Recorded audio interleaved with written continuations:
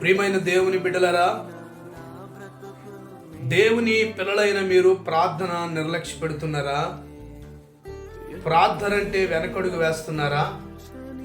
ప్రార్థన చెయ్యాలనుకోనే చేయలేని స్థితిలో ఉండిపోతే మరొకసారి ప్రభు నామములో మీకు మనవి చేస్తున్నాను.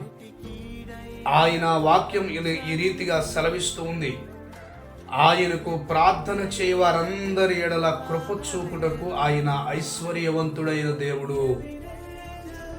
ఆయన మన ప్రార్థన అన్నుడు త్రోసివేసే దేవుడు కానే కాదు.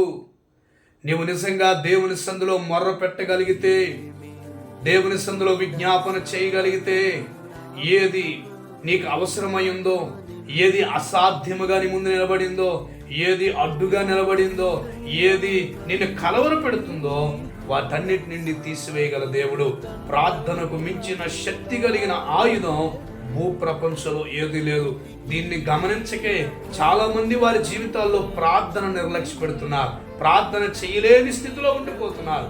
ఈ ఉదయకాలం మరొకసారి మిమ్మల్ని ప్రేమించి చెప్తున్నాను, ప్రార్థన నిర్లక్ష్యం చేయకండి. ప్రార్థన చేయడానికి ఒక్క అడుగు మీరు ముందుకు వస్తే దేవుడు తన ఘనమైన కార్యాన్ని జీవితాల్లో చేస్తాడు. ఏమంటే, ఒక నరుడు భూమి మీద మొరపెడితే ఆకాశములో ఉన్న సూర్య చంద్ర నక్షత్రాలు ఆపగలిగాడు ఆయన ప్రార్థనకి ఎంత శక్తి ఉందో మీరు గమనించాలా.